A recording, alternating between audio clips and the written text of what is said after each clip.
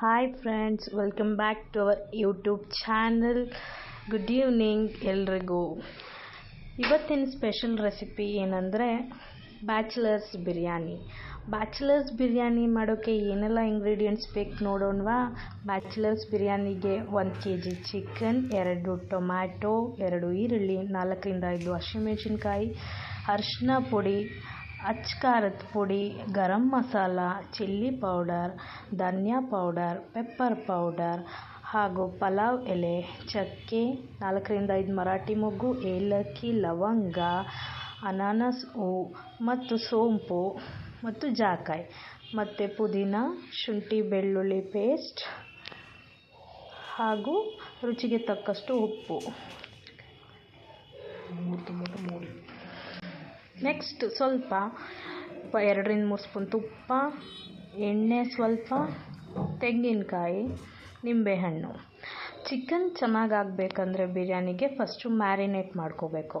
Marinate ಮಾಡ್ಕೊಳ್ಳೋಕ್ಕೆ red chilli powder, garam masala, ಶುಂಠಿ ಬೆಳ್ಳುಳ್ಳಿ ಪೇಸ್ಟ್ ಎಲ್ಲ ಹಾಕಿ ಮ್ಯಾರಿನೇಟ್ ಮಾಡಿಟ್ಕೊಂಡು ನೆಕ್ಸ್ಟು ಒಗ್ಗರಣೆಗೆ ಸ್ವಲ್ಪ ಎಣ್ಣೆ ಹಾಕಿ ಸ್ಪೈಸೀಸ್ ಇಂಗ್ರೀಡಿಯೆಂಟ್ಸ್ ಎಲ್ಲ ಮಿಕ್ಸ್ ಮಾಡಿ ಈರುಳ್ಳಿ ಹಾಕಿ ಫ್ರೈ ಮಾಡಬೇಕು.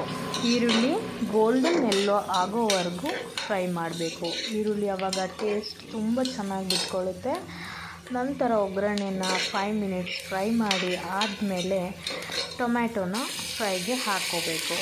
ಟೊಮ್ಯಾಟೊ 2ರಿಂದ 3 ಟೊಮ್ಯಾಟೊ ಫುಲ್ಲು ಬೆಂದೋಗಬೇಕು. ಆವಾಗಲೇ ಟೇಸ್ಟ್ ಬಿರಿಯಾನಿದು ತುಂಬ ರುಚಿಯಾಗಿರುತ್ತೆ.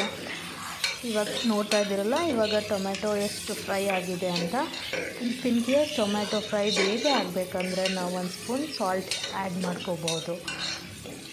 ನೆಕ್ಸ್ಟ್ ಇದಕ್ಕೆ ನಾವು ಫ್ರೈ ಮಾಡಿ 5 ಮಿನಿಟ್ಸ್ ಆದಮೇಲೆ ಟೊಮ್ಯಾಟೊನ ಪೇಸ್ಟ್ ಮಾಡಿರೋದು ಸ್ವಲ್ಪ ಆ್ಯಡ್ ಮಾಡ್ತಾಯಿದ್ದೀವಿ.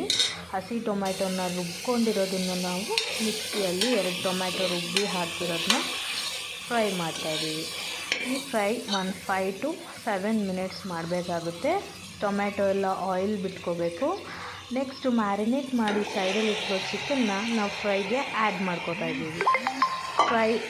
ಫ್ರೈನ ನಾವು 5 to 10 ಮಿನಿಟ್ಸ್ ಮಾಡಬೇಕು. ಚಿಕನ್ನೆಲ್ಲ ಆಲ್ಮೋಸ್ಟ್ ಬಾಯ್ಲ್ ಆಗಬೇಕು. ನೀರು ಬಿಟ್ಕೊಳ್ಳೋಕ್ಕಂತ ನಾವು ಫ್ರೈ ಮಾಡಬೇಕು.